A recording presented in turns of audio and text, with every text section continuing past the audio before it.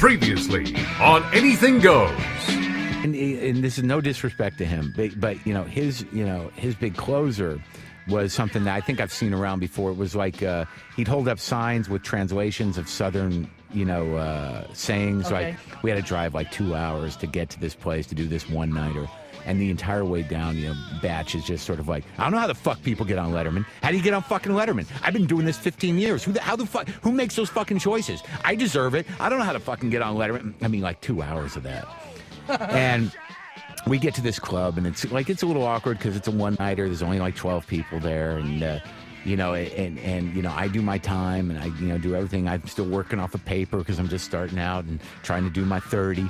And I do okay with the 10 people that are there, however many. And then I get off, I bring Batch up, and I go to the bathroom, and I don't know what's happened between bringing him on stage and me going to the bathroom, but I walk out, and he's on stage yelling at these 9 people the same shit he was yelling at me in the car. You think I don't want to be on Letterman? How the fuck do you get on Letterman? I mean, why the fuck am I here? And it's awkward, and it's uncomfortable, and he's fucking 10 minutes in. And I've never done this before that, and I've never done it again, but I literally stepped into the middle of this small audience and Bob, and I said, let's take a break. All right, let's just reassess where we're at right now. Let's take a break. And Bob, just settle down. You people, everything's okay. And it's really awkward. And he's up there like, well, I don't know what the fuck to do. I'm like, well, what the fuck am I going to do now? And I, it's really weird. And I go, Bob, do the signs. Yeah. To your closer. Yeah. And he's like, really? You think that's going to work? I'm like, just do the signs. And let's just try to rejigger it. So he did, and it worked out okay. And now, let's get to a new exciting show. Good evening, ladies and gentlemen. Are you ready for some laughs? Are you?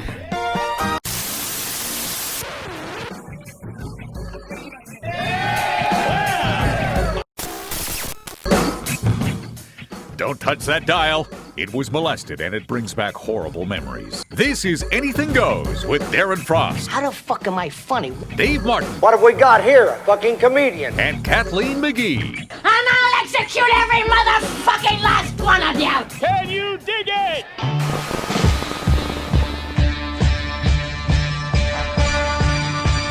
All right, so I'll start now. Did you see that picture I sent to the group, Kathleen? Yes, why is that your nipple? No, that's something on my leg. I thought That's that on was a your nipple. leg? That's on my leg. I thought And that it's was a some nipple. No, I know, it's a growth, and it's like, I showed a doctor, it's been going like that for a year, 2 years even. And the doctor's like, oh, it's just normal, it's normal. Well, then it became like this oozing, gross thing. And I was gonna put the picture on Facebook with the caption, oh, look, my leg is growing a vagina. Right? And It looks like a nipple. I know, and my wife, Crystal inside of it too. I know, and Brandy, my wife, is like, no, what is wrong with you? You shouldn't put that on there. And it's like, I can count on one hand where she's like, no, don't do that. And that was the thing that was like, whoa. And that led us into this conversation about, too much information, posting shit. But to me, if I have a joke about it and people want to see it, they see it. If they don't, they don't. Well, you don't know if people want to see it. You just throw it out there, and True. if Yeah. people want to look. But yeah, I would have that taken. Someone should take a look at that for a year. Well, with COVID, I've called the doctor. It's going to take a couple weeks to get in because it's not life-threatening, and he's seen it before, so it's. I had a COVID test yesterday. Oh, you did? Not because I have it. Just because I've been traveling, and I'm like, Yep. I feel like I should know in case I had an asymptomatic. Yeah. And you literally just went to this rec center in the southeast of Edmonton, and you walk in and you walk out 5 minutes later. Like, it was so fast. And then they shove that thing up your nose. Right. And they hold it in there for 3 seconds, and it feels like you jump. You know when you jump in the water and water goes up your nose? Yeah. That's what it feels like. That it's not painful. It's just really uncomfortable. Mm-hmm. Right. And then you just have this weird feeling in the back of your nasal cavity for a little bit longer. But yeah, and then I'll know in the next day or two if I have asymptomatic COVID. But Oh, you don't find out that day, or you don't? no, Oh, okay. they call you. So if they call you and it's a human on the end of the line, that's bad news. That means that you have COVID. And then you have to self-quarantine for 10 days, and anybody that lives with you has to self-quarantine for 2 weeks. Right. Because it takes 14 days for symptoms to start showing. Right. So I could have gotten, if I went somewhere after the test and like touched something and got it, I could still have it. And that's like the scary part of it all. And that's why you have to continue. Even if you get told you don't have it, you still have to continue to like wash your hands and wear a mask and all this other stuff. But yeah, but it was kind of, I was just like, they were saying anyone can get one. I'm like, hey, I'm going to go get one just to see. Well, especially because you traveled out of province. Yeah. I mean, you were in Vancouver doing shows, and you know the right thing to do is if they're offering it, why not go get it done? It's exactly. Yeah. That's the one thing about Canada that you have to admit that, like, if there's a test that you want to get, you can just go and get it, and it's like you don't worry about things costing. Well, yeah, of course. Really, I mean, I get my blood work done every time I go to the doctor, no matter what it is. I get everything checked out for, you know, whether it's like cholesterol and diseases and all that shit. So it's just because. You know, syphilis. Yes, that too. Yeah. Even though my brain has probably been shrinking anyways, so I should probably get that checked out. Well, I'll put a photo of that. Horrible! Don't show that. That's awful. It looks like a nipple. It looks like an infected nipple. It looks like something that should be on the season 2 of Dr. Pimple Popper. Well, exactly. People love those Dr. Pimple Popper videos. So what's the big deal? Well, now that we know that it's not your nipple, it's a little bit easier to take, but also probably more. I thought it was your nipple. I'm like, why? Oh, no, God. What happened to your nipple? Because I got it pierced. Don't judge me. I have one of my best friends is a piercer, and like the stories she has, people like. Well, what's your favorite thing to pierce? Does she have one? What's like the easiest? I wonder.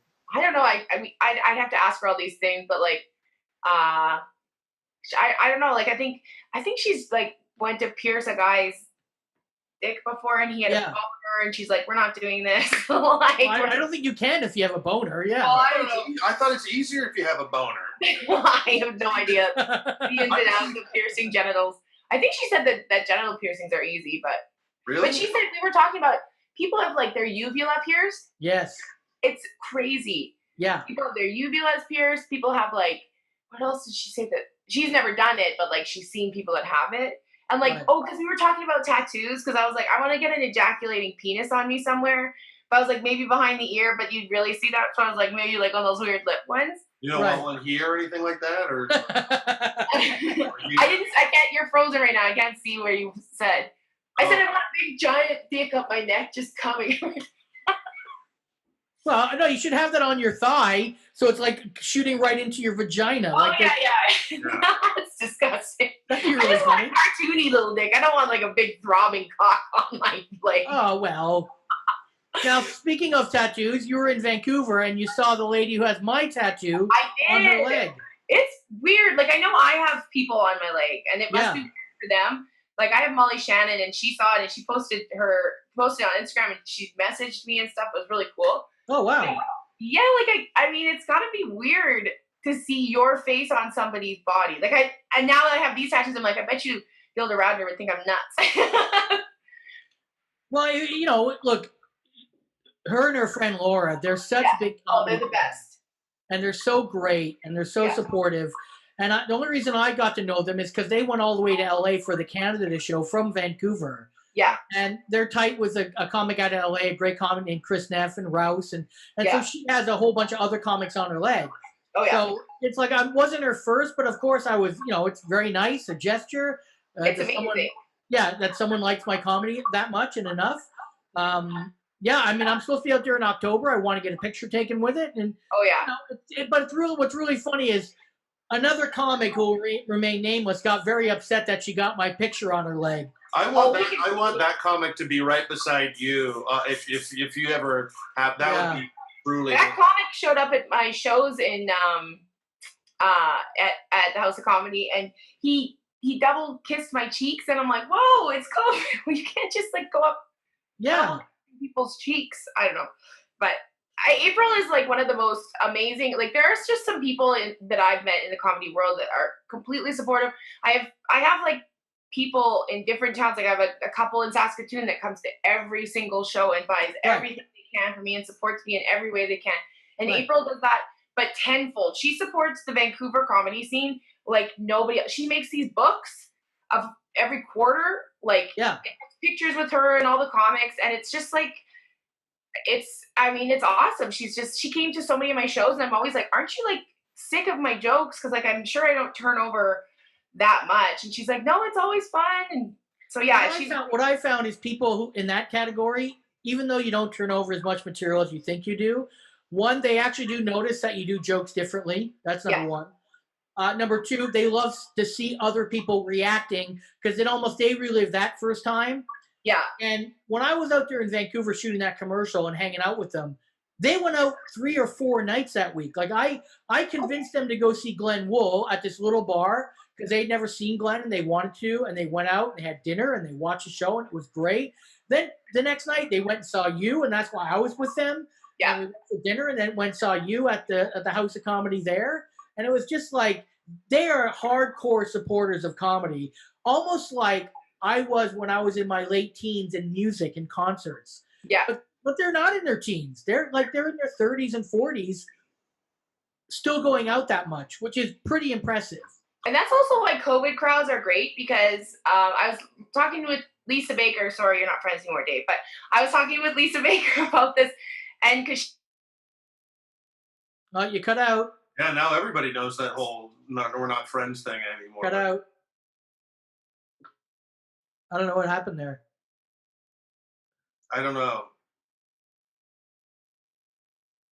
No. Coming back soon. Now you're back. Okay. Lisa headlined the Edmonton Yuck Yucks, and she said the same thing I felt, that it's comedy fans that are at the show. Yes. People that love comedy that are going out to see comedy. It's not just the people that are like, what are we going to do tonight? Let's just go to a comedy show. It's people that want to be there, and the crowds are very forgiving on like if your jokes don't hit or if you forget a line. Like it's just their crowds are great right now because they're just so excited to be out.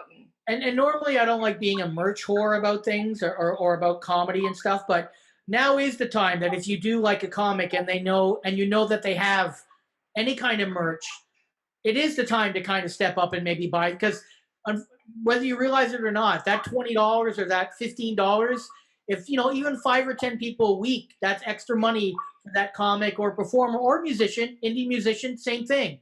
If you can spend that money and you can afford it, it really will make a difference. Because I had a few people when COVID started, they just were like, they just sent me money because they're like, I know that you're going to be screwed. So, and I love your comedy and I'm in a position, and it wasn't like huge amounts of money, but it was really doesn't matter. Awesome. Like it's really cool to have, like, it's weird to even think that you have fans in anything, but it's just really cool that like to see how supportive some people are. Even if you're not famous or probably never will be, they really like your comedy and they just want to see you keep going. So it's very cool. Yeah, I know it is sort of one of those. I mean, even when like I've done appearances on podcasts before, even the old radio show that we had, and someone would come up to you, and sometimes you forget how much of a reach that you might have as a comic. Sure. Yeah. And sometimes I've had people come up after the old show or after this or whatever, and people come up to you and they'll mention something that you said on the show, and my first reaction is always, "Oh my God, where did you hear that?" Yeah. and then they're like, "Oh, the radio show." Then you're like, "Oh yeah, I do that thing where I talk about shit that I've lived through, and people can reference it again," and you just kind of forget. And sometimes you just think, "Oh, I'm just talking to Darren and Kathleen and Kenny." So it's always reassuring when people do acknowledge the work that you do, which is nice. But sometimes you forget that. I mean, I've had it where people have reached out and they were sick and they listened to my comedy and helped them, or someone said, my one guy wrote me and his wife was dying of cancer, and that they would listen to my comedy together near the end, and it really kind of put a smile on her face. And then she said, "Please pull the plug." Yes, she did. She did. Please, end my life. This is enough. But what I asked is after the closer or before. Yeah. But anyways, was it? Everyone's got that story. I think you'd be heartless to not be like a smile on your face when you see those messages, and they are important. And I've even sent messages out to people during COVID that probably didn't expect it, and they were maybe a little more lovey-dovey. But it's important that you do say those things. Yeah, and I used my fan base for good this June. For June dresses, I raised $4,000 for this women's shelter in Alberta, and I was like, I was just in shock, like, because my goal was 1,500. Yep. And people just kept donating, and it was awesome. So like, it is cool to know that I can use my fan base. Like, I don't have $4,000 to give this shelter. Right. You know, I have the ability to get people together and raise that money, and I think it's crazy. Like, I was just pretty blown away by how many people donated this year. It was very cool. Yeah. And I mean, I remember when I donated, it was only at about 1,900, and you just pushed it to maybe 3,000, or maybe it was 2,000 at that point. It just was going up by 500s. Yeah. I'm like this thing. I'm like, if I set goals and I don't achieve them, I feel really bad. So it's like, I'll just go slowly. And then I was at 3,800, and then this friend of mine, he sent me a message. He's like, you're at 4,000. He's like, I don't like uneven, weird numbers. So he donated the last 200, and it's just like, I didn't even know about this charity before I started June Dresses. Like, I just asked a bunch of friends online, what are some Alberta female-centric charities? And this one came up quite a lot. And it's an amazing, it's like a huge house now for battered women and their families and men even. And it's the whole story of it is completely tragic, because it's this girl who was trying to leave an abusive relationship, and her husband murdered her. And like, you read the story on the website, it's really crazy, but it is also really, I was just like so excited that I could do something with my following that was for good and not evil. Well, in Barrie, they do a fair number of comedy shows. A guy here named Ken Preston does a lot of benefit shows for this shelter here. And when I talk to him about the stories, I'm like, I didn't know that, how hard up some of these are. And if you have clothing, if you have toys, before you give them to Value Village, you can easily just call these places and donate directly sometimes to them. Because I'm not saying Value Village doesn't do a good job of getting rid of some of your stuff, but they're making up money on it. Value Village is owned by Walmart, and they do make a very good profit. They say they donate. But yeah, you're right. Like, even this charity said, like, we're always looking for women's underwear. We're always looking for anything. So am I. You're disgusting. You're disgusting. They're looking for clean women's underwear. Yeah. I'm not choosy. Beggars can't be choosers. Hi, it's me, Tom Papa from the Marriage Ref. You're listening to Anything Goes on XM Radio. It's hilarious.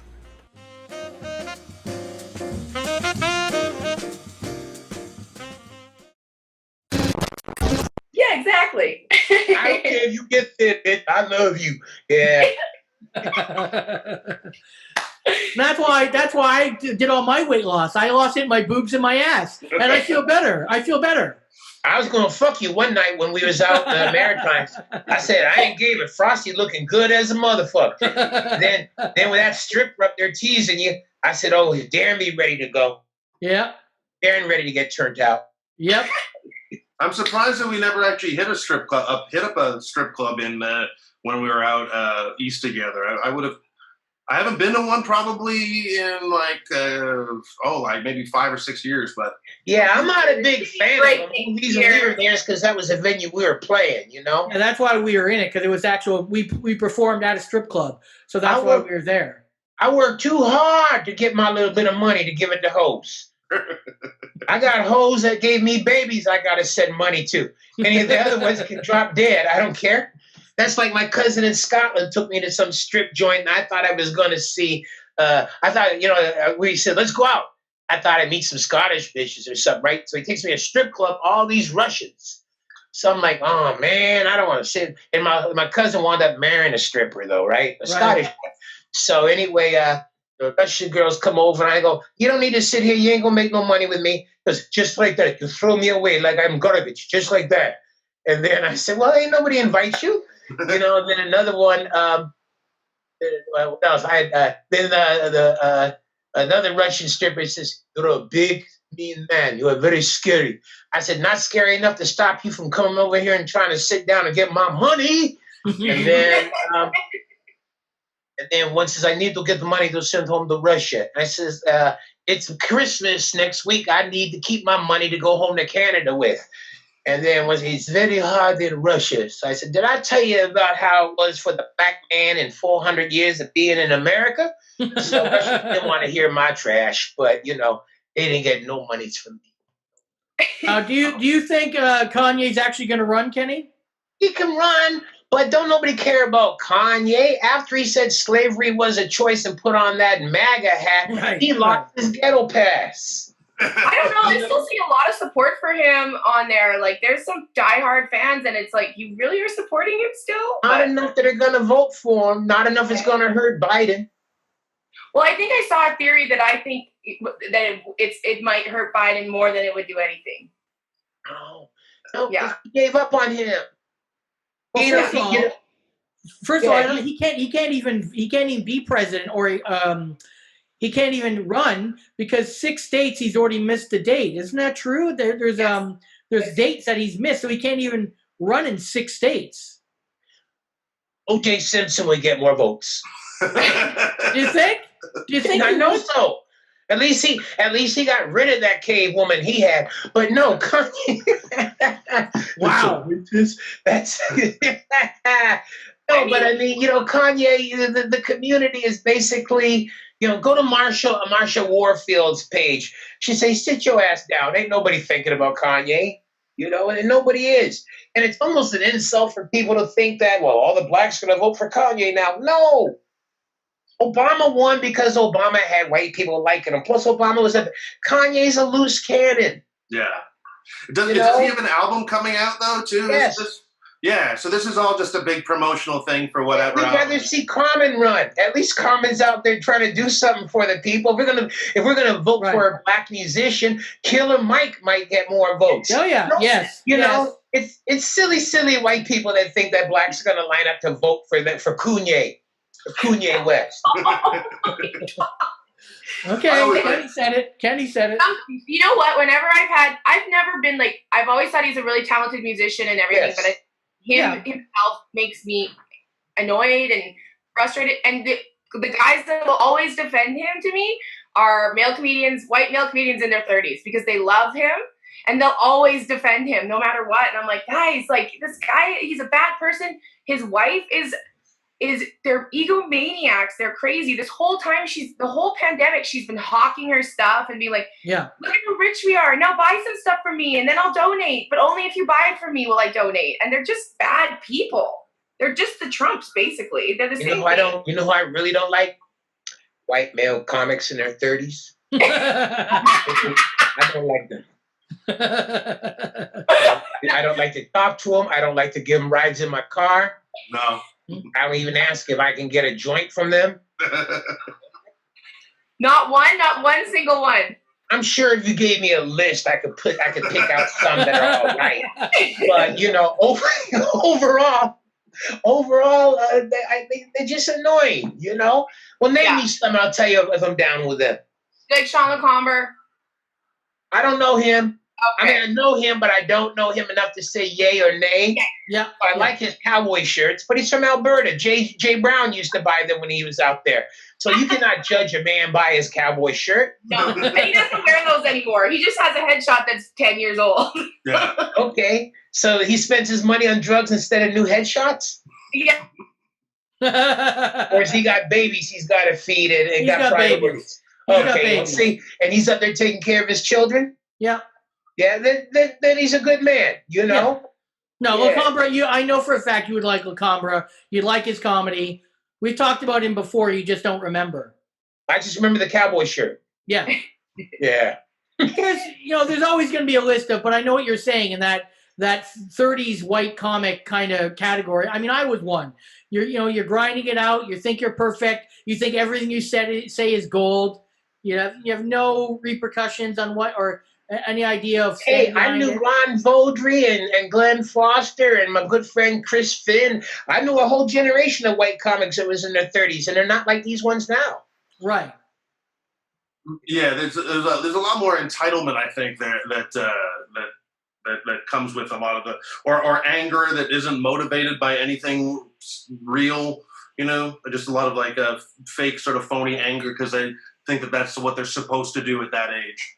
I got an angry message from a comic that because I posted, if you want spots, you have to ask for them. You have to do the work. You can't just sit. I saw that post. Yep. And then somebody messaged me and said, well, they're just not putting enough women on the shows here, and blah, blah, blah. And I said, well, then book your own shows or keep asking. Like, I don't know what to tell you. I went to Yuck Yucks for 6 months every weekend and asked for a guest spot, and they told me to fuck off. Literally fuck off. Okay, we're back? Yep, yeah. Oh, there you are.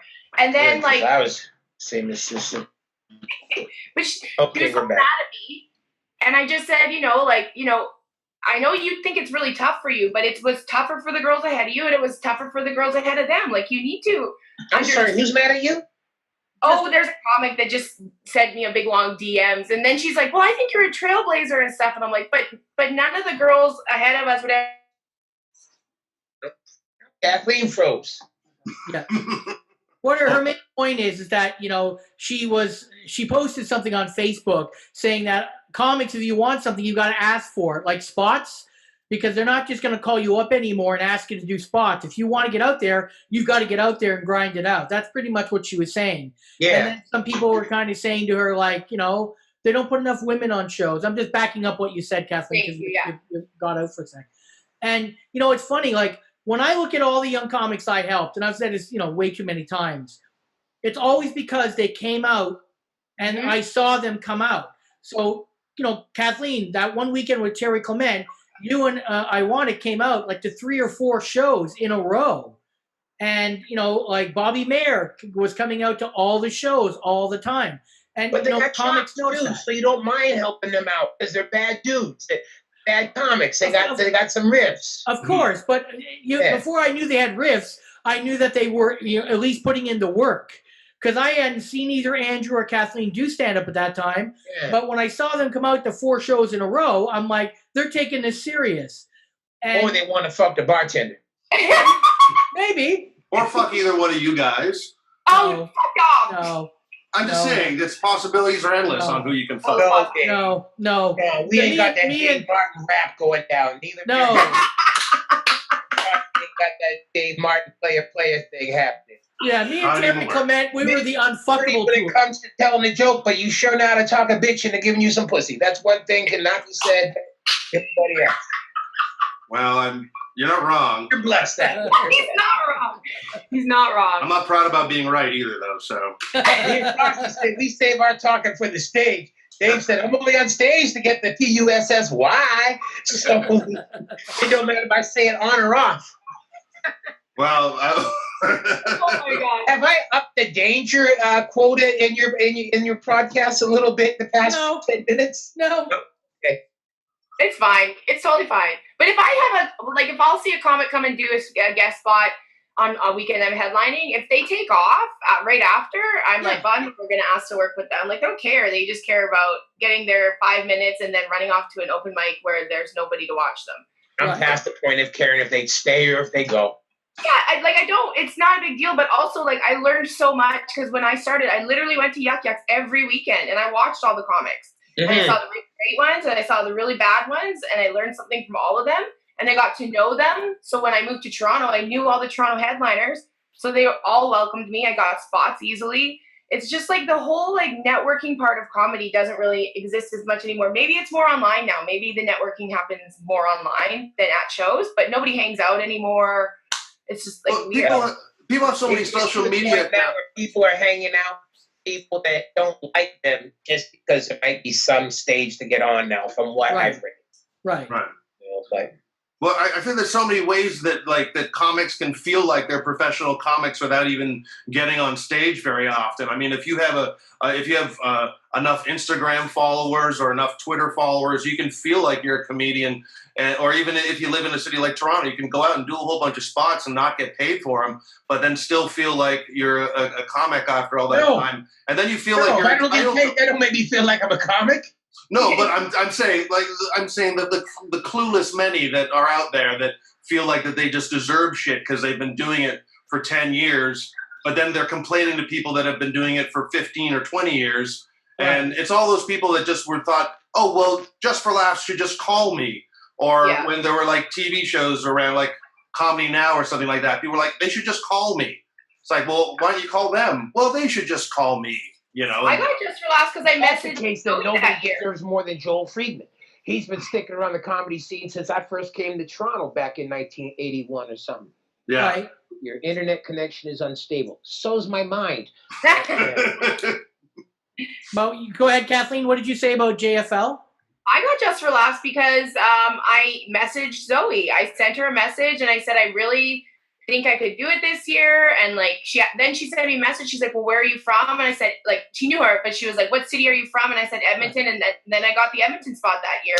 Right. I think like it really helps. I mean, don't be fucking annoying and email every day constantly, but I'm doing Rumors this weekend and I have been working to get into that club for You've 5 been working a long time. Yeah, for years to try to get in there. My problem is they've been telling me no so long, I stopped asking. Right. Yeah. You know, the last there's only time, so many times you can ask. Yes. yeah, I mean, the last, to me, one of the most degrading things was when I went to Rumors. They had a comedy competition. You had to pay to be in, and Bud Friedman was there, and you had to pay in U.S. dollars for him to watch you.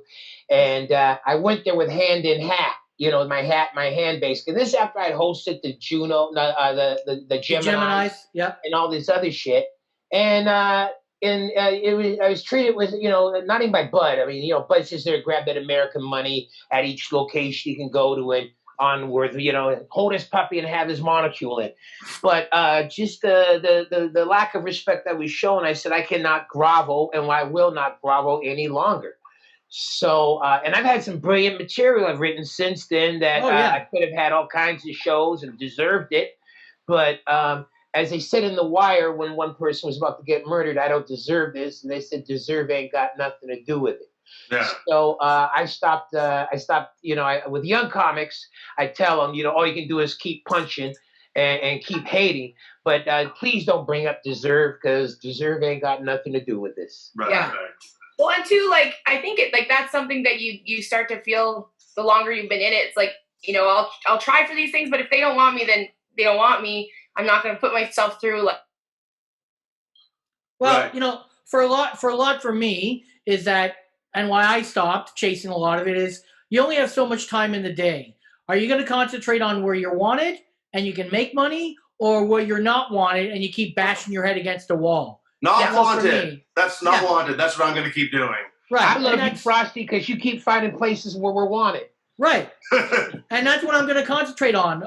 We can name a bunch of clubs that love Dave or love Kathleen or love you and they hate me, and that's fine, but I'm just not going to try to go there. That's all. And if I hear one of my friends get a booking there, I'm actually happy for them. Yeah. I'm no fan of Rumors, but I know that Kathleen has worked for years to try to get in there and done the legwork.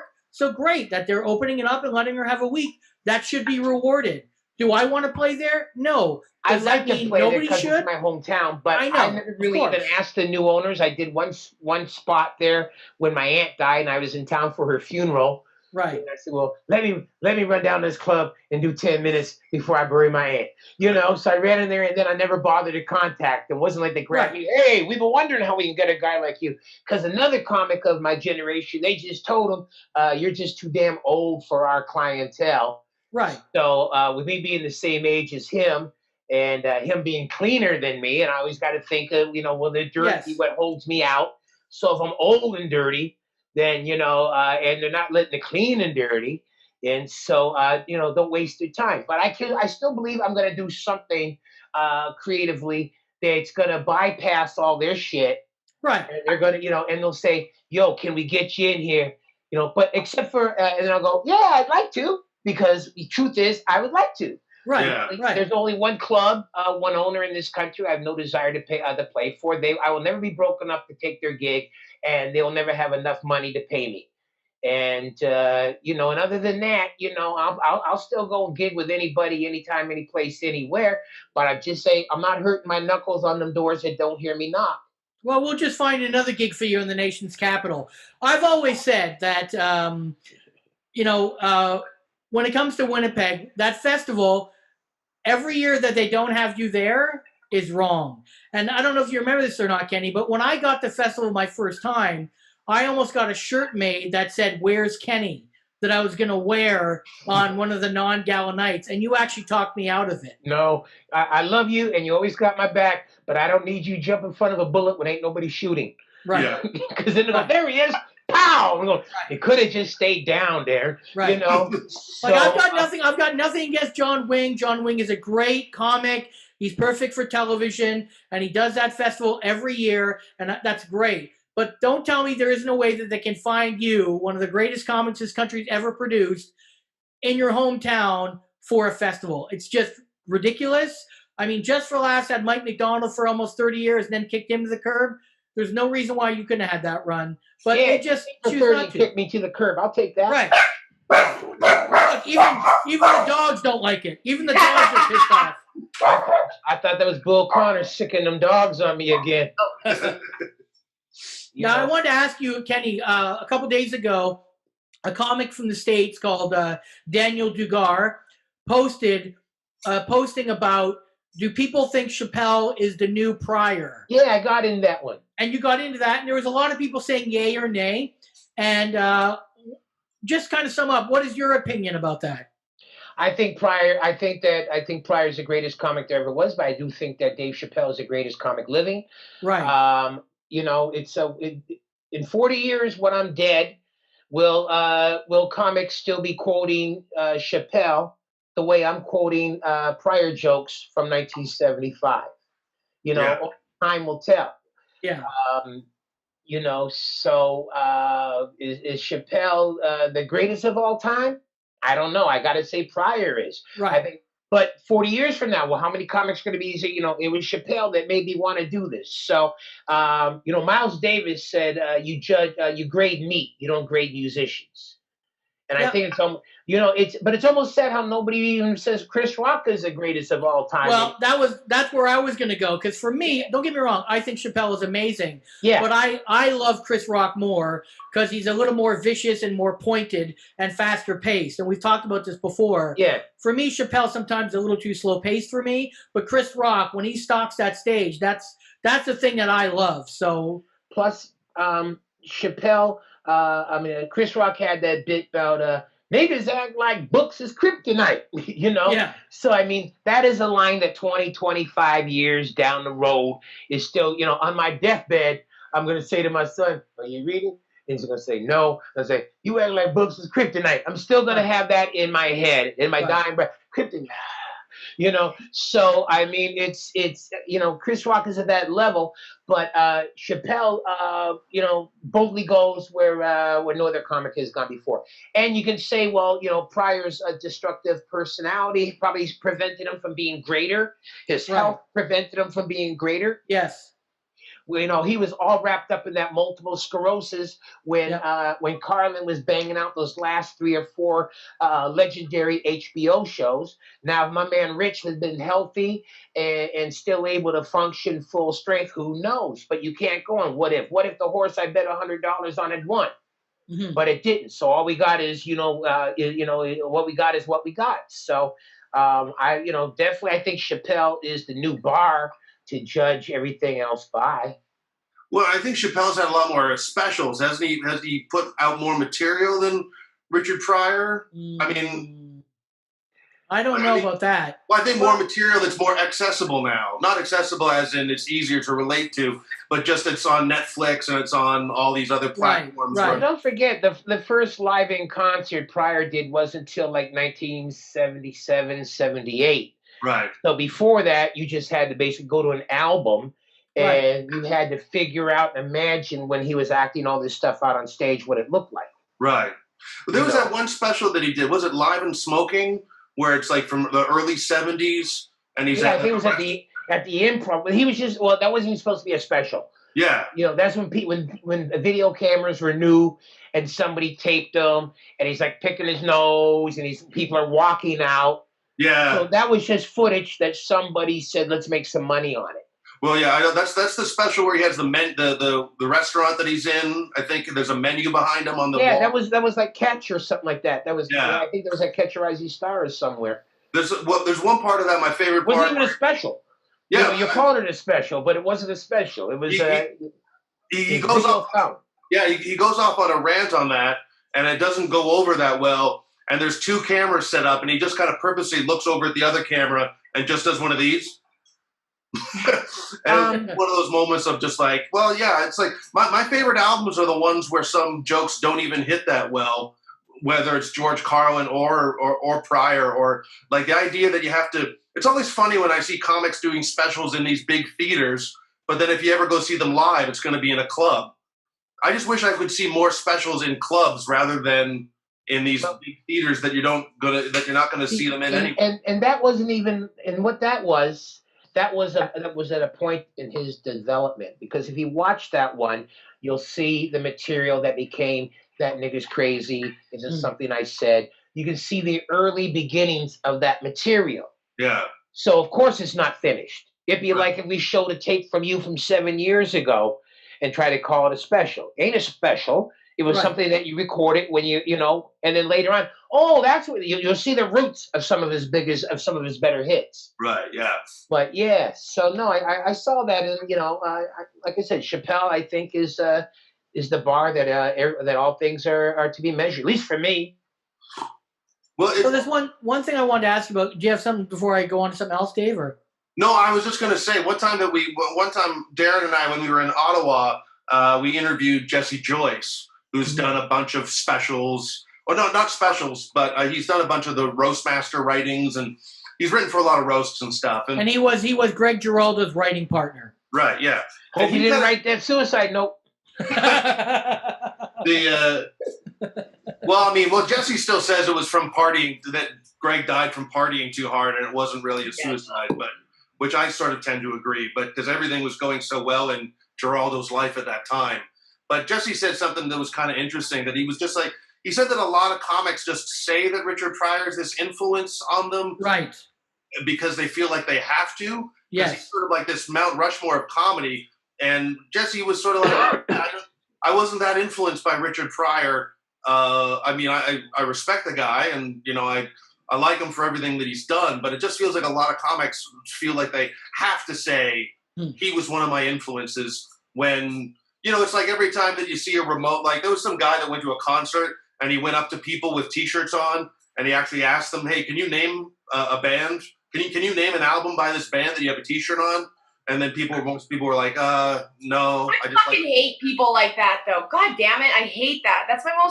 I hate when people are like, can you even name a song by that person? I'm like, I don't know, but I'm wearing their shirt. What do you want me to do? I fucking hate people that do that. No, but it was sort of like someone saying, hey, Richard Flyer's my favorite comic, and I can't name one of his albums. It's like... Yeah, see, I don't wear no T-shirt of somebody I'm not in love with. It's like when B.B. King died, somebody said, how many of y'all even know anything besides The Thrill Is Gone? Yeah. So I went off and listed, I was almost trying to pull out my albums to take pictures. I like this one and this one and this one and this one and this one and this one and this one. But I mean, hey, you either dig them or you don't. I mean, for me, Pryor was much more than just maybe want to do stand-up. Yeah. I discovered Pryor. I became a Pryor junkie in the fall of 1976. I just started going to University of Winnipeg, and I thought I was going to become a lawyer, and I was doing political science, and also got into the drama thing, right?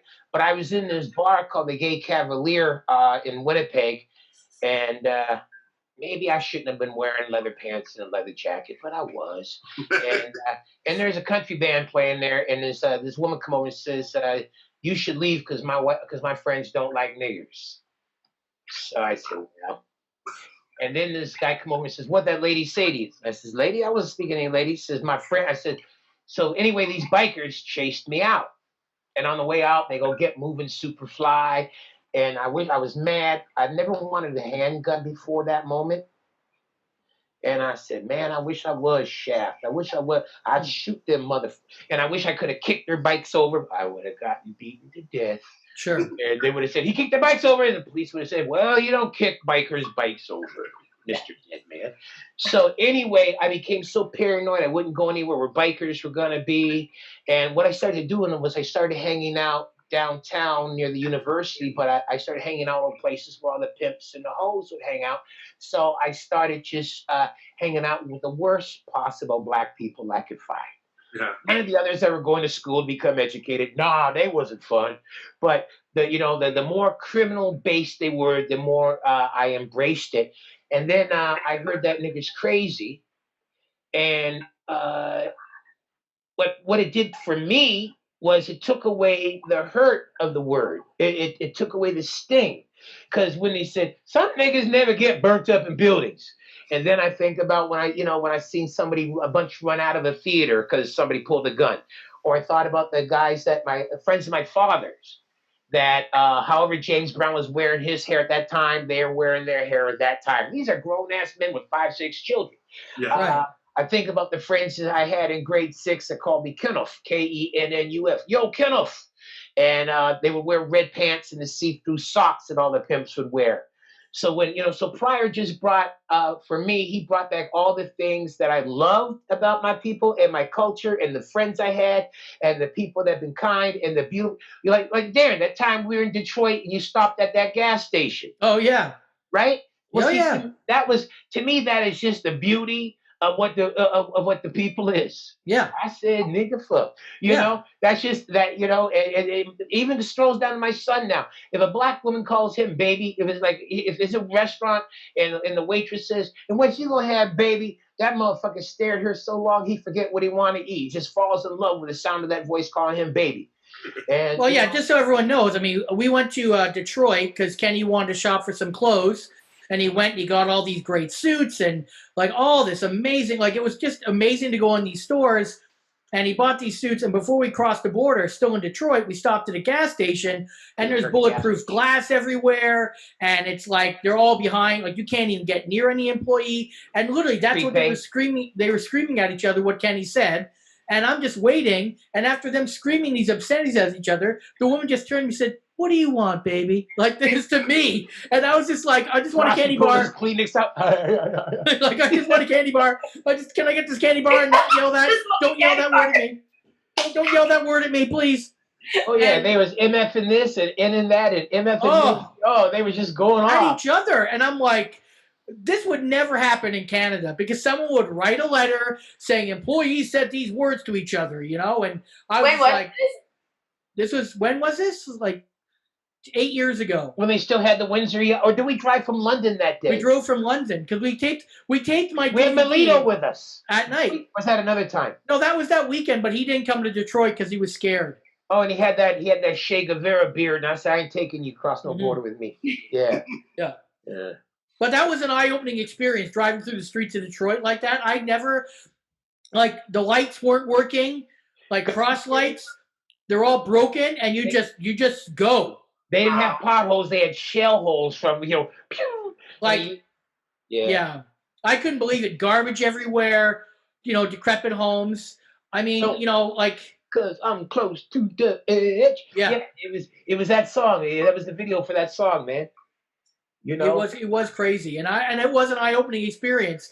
And it's like, when I talk to my kids, I'm like, let's go online, and you can see pictures of, like, I showed pictures of Vancouver and that one area of Vancouver, like Maine and Hastings, and you see pictures of that, and they just can't comprehend that people live like that, or their streets, even in a metro city like that.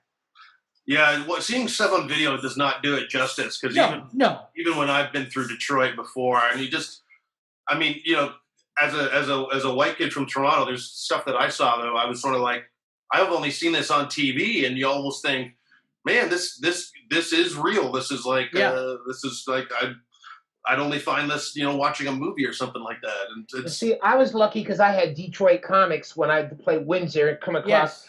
Let's go eat. Like Big Daddy Fitz would take me shopping for hats. So he took me some hat stores I would never have thought of going because I couldn't see signs saying back to Canada. It's how far we were. Yeah.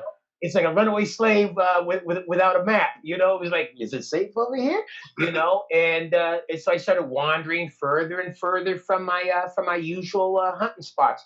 Or another comic took me to Mexican Town, which I hadn't gone to, and the great Mexican food buffet. I got to go back again. And then, the guys like Bonner, or Fitz was probably the best guy for taking me somewhere like the IHOP in Detroit.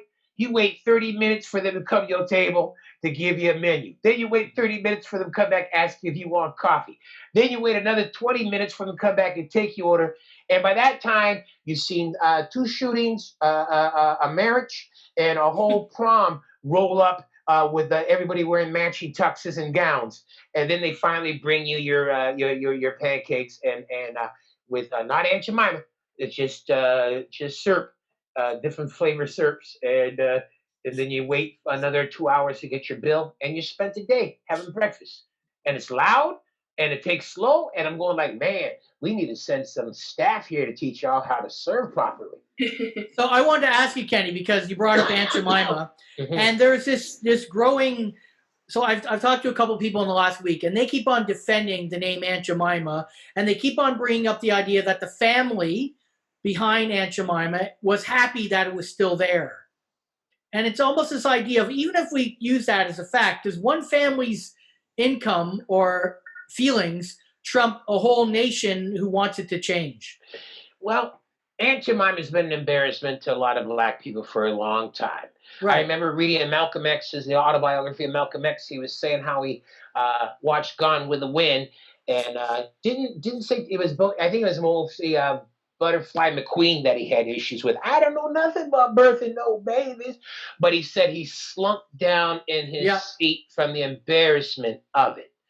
So, the fact that they want it, well, sure. Why wouldn't they want it? They also tried to sue for $2 billion worth of royalties they never received, and they couldn't prove that they were actually her family. And then it was a lie she died a millionaire. She didn't die a millionaire. Since when in those days were they paying black people $1 million for anything? Jackie Robinson didn't make no $1 million. Jesse Owens did. So for sure, there's some old man. And then people don't really get the concept of where the image of the mammy came from. It was originally from a minstrel show, but if you know anything about, if you've done any reading about the mammies were the black women that were left to babysit for master's children. They breastfed them. That's right. Pull that big old black titty and feed little white master. And then they did that when they weren't, trying to stop the master from raping them, which, masters were allowed to do because they was masters. And then after, fending off rapists and breastfeeding babies that weren't theirs then they had to go and make you some motherfucking pancakes. So, it's an outdated image that has outlived its purposes. Land of Lakes Butter has removed the Aboriginal maiden off the package of their butter a year ago. Yes. Somebody said the cream of wheat brother don't even got a name. What's funny about him is just he had a bow tie and he had a chef's hat on, which is sort of like, that's just a job. I don't know why people are kind of, you can say what you want about Uncle Ben and Aunt Jemima, but the cream of wheat guy, he just had a chef's hat on and a bow tie. But I can see how someone could say, oh, well, he's obviously serving or it's still the hired help. Yeah. Boyardee, though. Yeah, Chef Boyardee may have owned his own restaurant. We know them people didn't. Right. So, nobody's trying to remove Famous Amos from his cookie package. We're cool with Famous Amos. Right. Have you seen the new series Hollywood on Netflix? I watched a bit of it, but my lady friend does not like to watch all that fuckery. There's a lot of sex in it, which was my main reason for watching it. But it's actually really good. There's a great storyline, and it's basically about Hollywood just after World War II. And the thing is that this black man writes a script, and then they end up making it with a black leading lady, which is like, what, in Hollywood? Right. And it's really, really good. I haven't finished it yet, but it's good. Yeah. What you thought. It was funny that after when the Aunt Jemima thing was going on, it seemed like there was sort of a right-wing narrative that they were trying to build with this, and it was really someone had just basically cut and paste, and everyone else was doing it on their Facebook pages about trying to make the Aunt Jemima character out to be this entrepreneur that was like, she was a cook. She was a family's cook. And they paid her for personal. But when she died, there was a segregated cemetery that her family had to fight to get her buried in. And they buried her way the hell on the outskirts of it. And they only allowed in-ground tombstones. So for about 90 years, nobody had an idea where she was buried. Not 90 years, but close to that. Nobody even had an idea where, Right. you know. So does that sound like how millionaires are buried? Right. Yeah.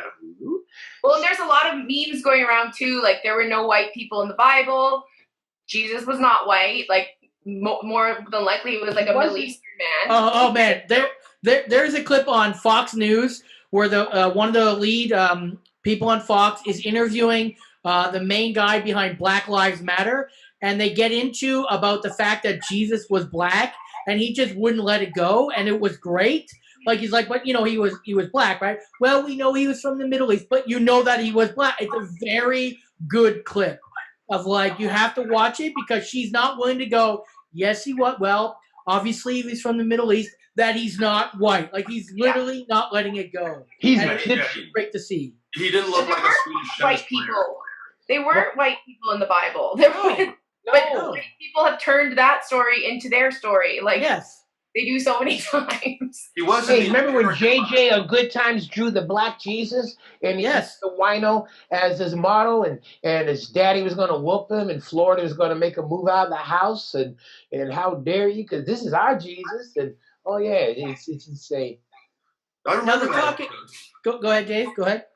No, I remember that. I remember that episode of Good Times, and then everybody, and then like was it like 2 family members came in and they had great news, or it was like once the painting got up on the wall, it was like there was like 2 family members that came in through the door of the house and then had like amazing news, and it was just this weird sort of moment of just like, well, did this happen just because we put this black Jesus up on the wall, or I mean, I was surprised. It was that Don Cheadle showed up in that clip from the Golden Girls that has been floating around online, where was it the Rue McClanahan character puts up a she's flag? Daughters of the Confederation or some shit like that. Yeah, and then Don Cheadle comes in and sort of gives her the business, and gives her the business. What are you, 70? Well, that's how he gets the pussy. Yeah, he gives her the business. That's how he gets the business. Yeah, that's my demographic.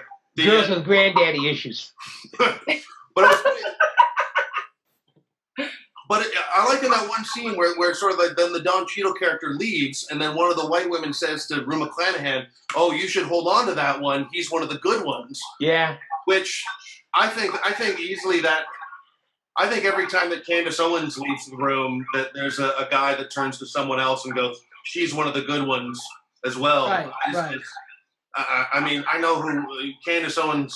I think it still works for Turning Point USA, which is owned by I think Charlie Kirk is who's a white supremacist, or he's like a big Republican, and so it's. I mean, you always have to look where people are getting paid to find out where they get their opinions from. But I think a lot of people that don't get attention turn to the right-wing media and start being a right-wing media talking head. Like, look at Nicole Arbor, look at Candace Owens. They weren't getting attention in just the comedy world, so they're like, "Oh, I'm controversial." Yeah. Nicole Arbor got recognition for picking on chubby girls. So she got, I mean, you know, that's what got her invited on The View. And then Joy and Whoopi took their earrings out and took their shoes off and went at her. But now she's like pushing. Yeah. Yeah, she's pushing the right big time now. Yeah. Well, but why wouldn't she? She is what she is. They named a football stadium after one of her grandfathers in Hamilton, you know. But I like what, you know, that Nicole better hope Deanie never starts talking about what she knows. Oh, I know.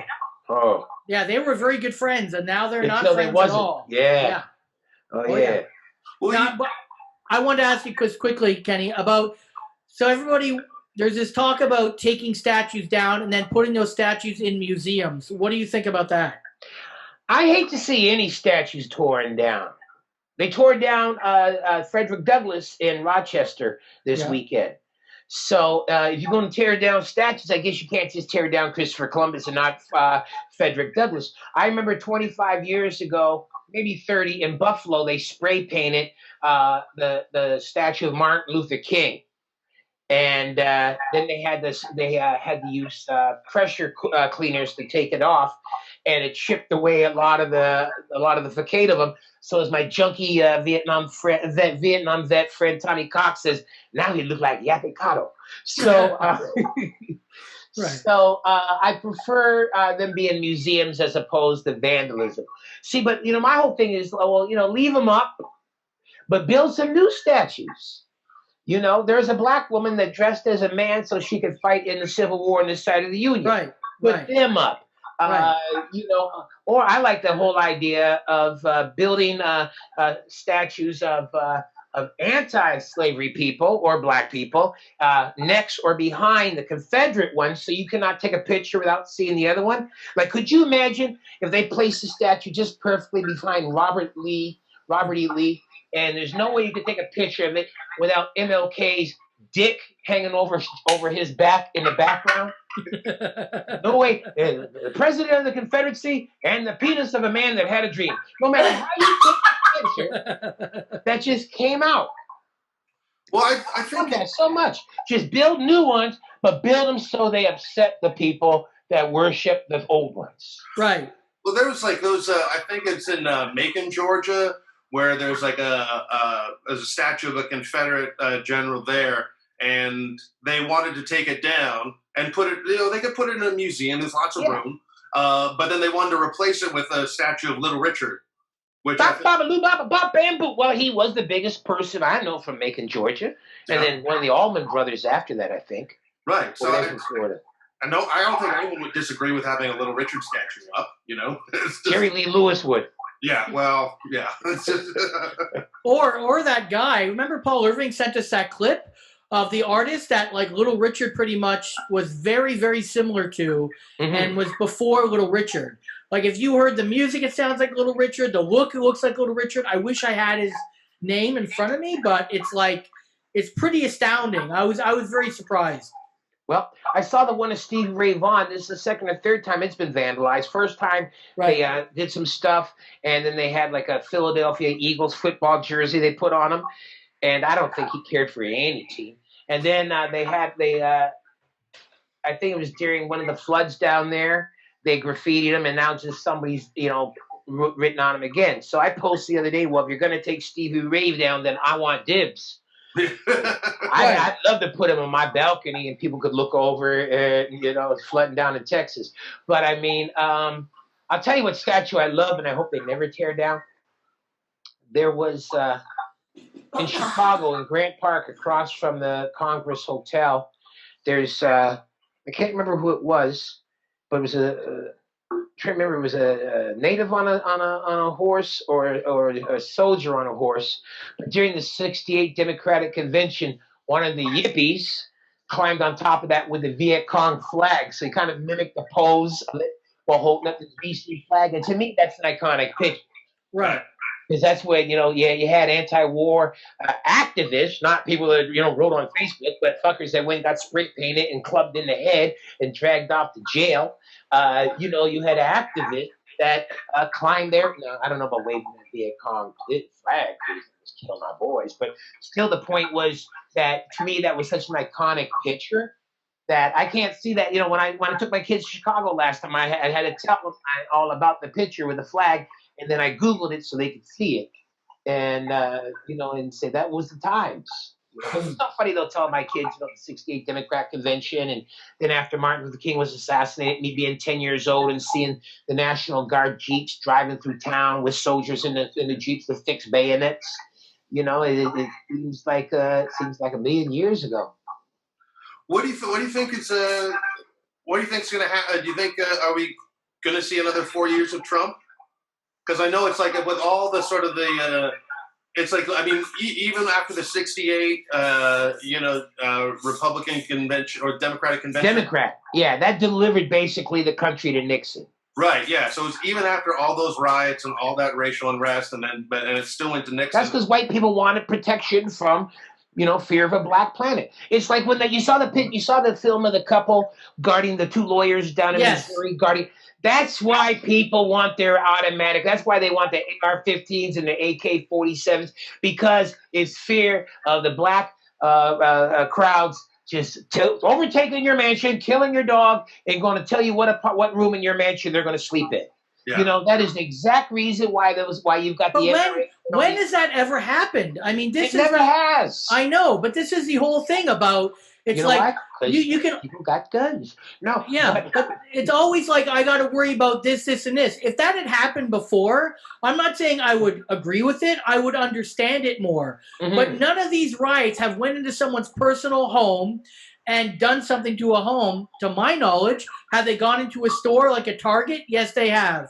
And done all kinds of that shit? Yes, they have. But they've never went into a subdivision, gated or not, and overtook a house. You can always be the first, though. That's what the fear is. Right. Like, I'm going to be the first one of that. It's sort of like, well, Obama never took anyone's guns away, but that was the narrative for 4 years or 8 years. He's going to come and take our guns, and he never did. But you know, they're still trying to. They're still in horrible fear of.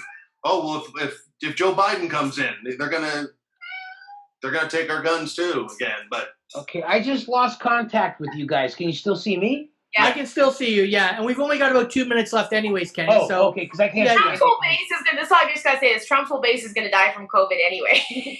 No, because they never do. Only the good die young. It depends. It depends if the army of hate is stronger than the army of the awoke. Yeah. Right. You know, the Trump people ain't about to not see that while we laughed at Betty Boo Boo or whatever that fat kid was that with the mother.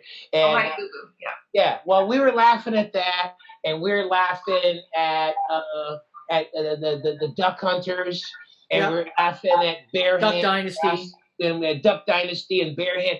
Those people, while we were laughing at them, they were using those shows to recruit because they had 8 years of us having Obama. Right. So, and you know, to them, make America great again means not having. They didn't like an intelligent black man like Obama. What makes you think they would put a clown like Cunha in office? Ain't gonna happen. You know, so while we're busy laughing at them and all their inbred reality shows, I mean, you know, who else became a big supporter of Trump? You know, the grandfather and all the people from Duck Dynasty. They all stepped forward and stepped up.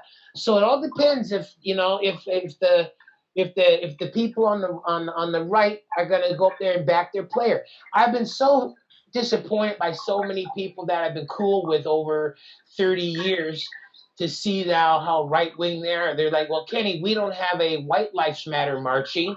And I said, no, you don't have a straight parade either. You know, but you know, do you want White Lives Matter? I think it's called the Klan. And they always say, well, you know, where's Black Lives Matter when Chicago has 65 shootings? Black Lives Matter wasn't established to go after regular crime. They were established to keep the police in check. Right.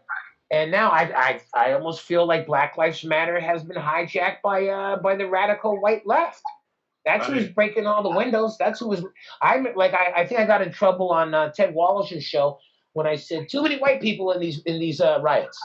I said, I remember the only time during the last great riot for Rodney King, the only Caucasian dude you saw was Reginald Denny, and that was after they dragged him out of his truck. Otherwise, you didn't see any white folks. And I think they had apologized for that one because I said there's too many. But I don't like so many allies. This used to be ours. Well, 4 years ago, me and Kenny were doing a West Coast tour. It was the last one we did. And it was on election day, and we had the day off, and we're sitting in our basement Airbnb, and I've never watched a whole election for like the whole day of it. And we got some food, and we sat down, and we watched it, and just like everyone, well, Hillary Clinton's going to win this. And then it's this, you know, Fox News and started reporting, like, holy shit, oh my God. And just at the end of it, we're like, wow, nobody saw that coming. And I think this next election is going to be very similar. I don't think anyone's going to be able to bet their house on who's going to win until it becomes the day of, because supposedly Trump didn't even think he was going to win that day. I don't think he wanted to win. I think he wanted to lose so he could blame the system on being rigged and corrupt, and then he would have started his own even farther right. Well, he was banging on that before he won. Right. And then he won. Then he says, well, if they try to take me out of office illegally. So it's sad that so many people embrace this. But I don't think they're true Trump supporters. I think they just They're just tired of the black people that live in their neighborhoods. Yeah. And before we go, I just want to also mention, because we've mentioned all these great comics, but we haven't talked even 30 seconds about Dick Gregory. And I just think that if we can just wrap up in a minute or two about why Dick Gregory's important, because I think a lot of comics, black or white, don't even know who he is. Oh, well, that's a damnedest shame. Dick Gregory, he was a pioneer. In fact, before I even knew I wanted to be a stand-up comic, I read his book, Nigger. I think I might have been in like grade 9, grade 10. And everything that it was my intro, it was stand-up comedy. And that was the title of his book, by the way. Yeah, and on the back of the book, it said, Mama, next time you hear this word, don't worry, it's just somebody talking about my book. Right. So, or he also said in another quote, he named it that, so every time someone said that, you knew he probably made money because they bought his book. There's so many Dick Gregory stories. My mother and dad went and saw him at what the hell's the motel? Robert's Show Lounge on New Year's Eve, where he did 15 minutes where he just smoked a cigarette and made nigger lipped, as I used to say, and did smoke rings and all kinds of stuff like that. So, but he was like telling, he tells advice to young black comics is be clean, that way they can't put you in the Red Fox. He didn't say Red Fox, but he said they can't put you in the blue comics thing, and he was political. He said, read the paper, read every newspaper, write 5 jokes a day. Yeah. Which is like he said, I tell all the young comics, read, have something topical to talk about, have something that's water cooler conversation, have some intelligence to talk about. And he was the first black act to play the Playboy Club, and he was only booked because there was a snowstorm and it prevented the other act from getting in. And it was a party of a Southern businessman. And he came out and he said, I just want to let you know I got a deal with management. Every time somebody yells the word nigger, I get $5. So on the count of 3, everybody. He was doing stuff. He was doing civil rights marches. He marched with Martin Luther King. He'd been clubbed. During the Watts riots in '65, he went into the streets of Watts telling the youth, go back home because the cops and National Guard are killing and we ain't going to win this. And while he was out trying to get the kids in the house, he caught a bullet in the leg. Mm-hmm. He was against the Vietnam War before anybody else got involved. One of the great lines he used to have was, I know the FBI is bugging my phone because I owe the phone company $700 and they haven't shut me off yet. So I know somebody wants to hear what I'm talking about. He did another bit about I can go to any city in America, find where I can buy heroin within 10 minutes. How come the police, with all their money and all their surveillance, how come they can't find the dope dealers? Because they don't want to. But I can find one without having anything more than $10 in my pocket. Right. So he was just, it was just basically it was a homespun kind of common sense about his comedy. But the man was way more than a stand-up comic. The man. Oh, yeah, no, for sure. But the problem is a lot of people don't even know because in the last 10, 20 years, he was much more, like you said, more an advocate, an activist. The whole juicing thing that he got into and pushing that. Oh, I lost more, except for when I first got diabetes and then started going to the gym every day. Then I met my next wife and didn't think I had to keep it up. But I lost a lot of weight on the Dick Gregory powder diet. You mix that with fruit juices. Mm-hmm. I had some custom-made black suede pants made, and they were falling off my ass after drinking this diet after 3 weeks on the road. And I need to find it again. I don't know if they still make it. Well, I just hope through the Bohemian diet. Yeah. Dick Gregory's Bohemian diet. It was incredible. Hi, this is Dean Stockwell, and you're listening to Anything Goes with Darren Frost on Laugh Attack XM Radio. Kathleen, I know that you just moved recently, and then in your process of your moving, did you find that you got rid of a lot of stuff? Yeah, we got rid of a lot of stuff, but we had more stuff for that 2-bedroom apartment than we needed. So now it's we're good in this house now. Right. But yeah, I've moved a lot. I think I've moved probably in the last 10 years, 5 or 6 times. Mm-hmm. And every time I move, I get rid of more shit. Right. I just asked because my folks recently got rid of. They asked me if I wanted it, but they found all my old grade 4, 5, and 6 projects from grade school. Yeah. And I was digging a bunch of them up, and some of them. And back then you spelled pussy EY or. I think I used the correct medical term and said vagina. I found a bunch of my old schoolwork because when my mom passed away in the fall, we found a whole bunch of stuff, and I have it now, and it's like old books and stuff.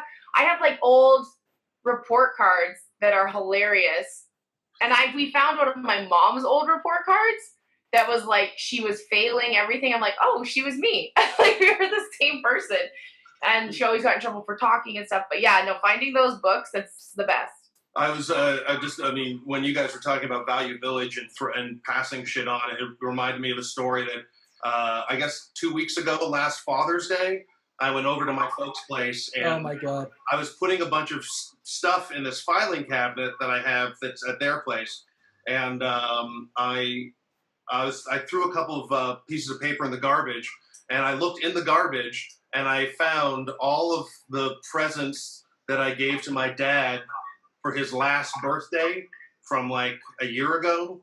Where there was like two or three of them in the garbage. And, yeah, I know. Well, it gets better. It gets better. It's not only are they in the garbage, Dave. Tell the rest.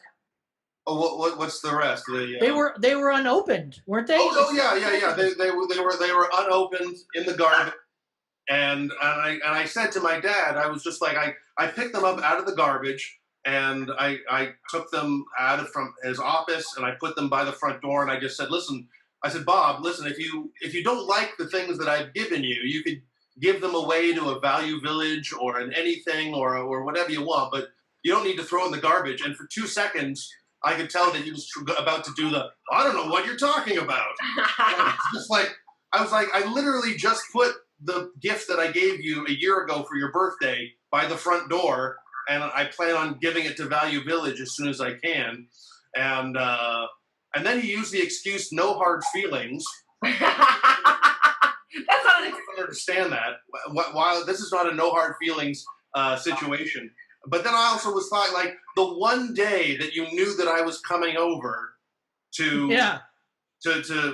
for Father's Day, and that's the day that you throw it in the garbage, and it sort of was like, and first of all, it's like they're not missing out on closet space either. It's like they could have easily kept it, or he could have easily thrown it away on any other day other than the day you knew I was coming over. It was a message to you. Dave, just so you know, Dave, my dad called me on Father's Day and thanked me for the gift I got him last year. And in fact, he said he's used it so much, could I get him the same thing again? But go ahead. Anyway. And they probably turned out to be the gifts that I gave my dad. Yeah, I got my dad some little games, like some mind games or something. Yeah, that sounds pretty familiar. Yeah. I found 2 things that were really cool. I found my mom had my first baby book, so now I know the day that I said my first word and the first time. But then I found the recorder that has my very first stand-up set on it. Oh, I have not listened to it, but it's there. So your mom kept that for you? Your mom had that? Well, no, I found that recorder thing, but my mom kept the baby book. Right. I had kept the recorder. I totally forgot I still had it. Oh, okay. So my set is on there, but I haven't listened to it yet. I'm surprised that your first words weren't headliner. Wait, before you continue.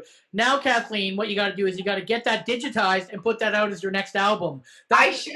Young comic would do. They'd be like, these are the early years, Kathleen. Oh my God, yeah, I should capitalize on that. It's humiliating. I'm sure it's awful. I'm sure I've got 4 street jokes in my first act. I'm sure I think I did the hackiest line ever when a female comic starts and is like, oh, is this a pole or is this the microphone stand? Like, just horrible, horrible stuff. Wow. I had a whole bit about dating myself. Oh, I don't even want to listen to it. There's a tape I found a little while ago, and it's it would have been early 80s, and it was myself, because I was obsessed with SCTV, even though I probably didn't get half the jokes that were on it. But I love the Great White North, the Bob and Doug McKenzie sketch. And so there's a bunch of sketches on it with me at about 80. So I would have been like 9 or 10 years old. And it's myself and my next door neighbor, my friend Robert. And we were basically doing like a Great White North sketch, but we were 2 like 10-year-old kids. My best friend and I used to make radio shows all the time. Yeah. We'd like record and then we'd put a song in. Yeah. The one that I found though, this was probably my favorite one that I found, and it was a discussion topic, and this would have been from 19. This would have been grade 5 or 6, and so the discussion topic is Martians. So what happens if Martians invade? And it's very misleading because at the top it has all the things that I would do from 1 to 5, but then there's a paragraph which it has them in different orders. So so it says at the top, discussion topic, Martians. This is what these would be my options. So number 1, make friends. That's the first thing I would do with the Martians. Number 2, fight them off. And number 3, run. I wish you said beat them off. Well, yeah. And then so number 4 would be commit suicide. What? And then number 5 would be make a deal.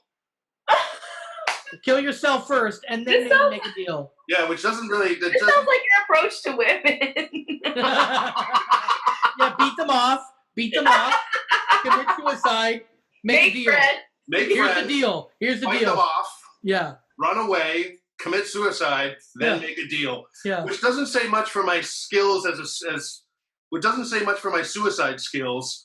That like, all right, listen, I tried to kill myself, it didn't work. Let's make a deal. Yeah. But then if you actually read the paragraph, the deal is you don't talk to any other women in the future that I date. Right, or you will die somehow. So this is how the paragraph reads. My first action, which is out of order from the 1 to 5 that I had, my first action would be to make a deal. My first action would be to make a deal if they could speak English. The deal that they would get would be that they would be allowed to have a quarter of the Earth, which I think is a pretty good deal. Yeah, that's a really good deal. Yeah, and then if they had lots of weapons and they seemed mean, I would run away. If they were little and they had no weapons, I would kill them. Which is sort of like, I don't know where I'm getting my international relations policies from. Wow. I would not make friends because I would not be able to tell which Martians were friends and which ones were not. I would immediately not trust a Martian. And then if the Martians tried to kill me, my last action would be to commit suicide. So that makes a little bit more sense. Why don't we call them Martians anymore? No. It's hurtful. It's hurtful. And aliens. This is a diary that I had from, okay, let me see. What's a good one? Do you remember as a kid there was a movie called Santa Claus versus the Martians? No. Yeah. I probably wasn't allowed to watch that. Yes, because your movie always ended with Santa Claus committing suicide. Yeah. Yes, that is true. Okay, well, I can't read that. But, and the other thing I found was my arrest warrant, my arrest ticket for when I was 17 years old, and I got arrested for possession of hashish. You should frame that. That's frameable. I probably will. And so I was arrested it was 3 weeks before my birthday. Wait. Before you turned 18 or before you turned 17? Oh, 3 weeks before I turned 18. Okay. I went to juvenile court, and the lawyer that I had was able to get me an absolute discharge. So my record would be wiped clean. So I had a record for about 3 weeks.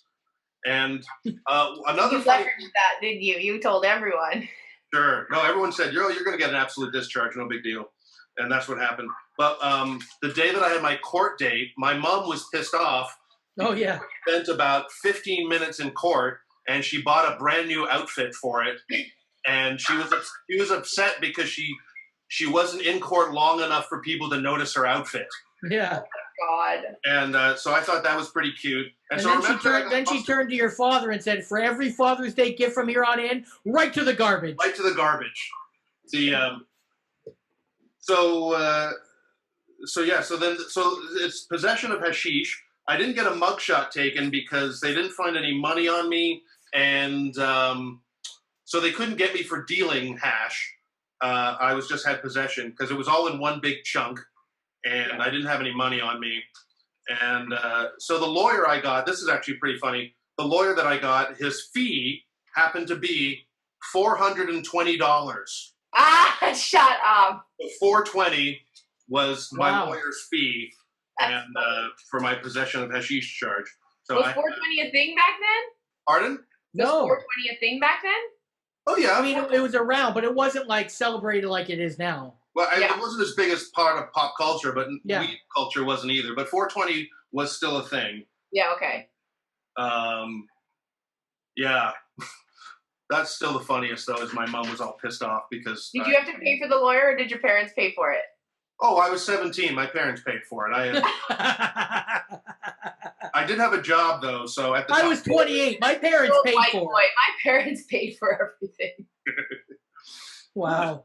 But anyways, that's my I've got a clean... And then every time your dad gets a gift, he looks at it and goes, "Oh, we could have just made him pay for that, and I wouldn't have got this gift." Yeah, that's the extent. That's how long things go into the future for.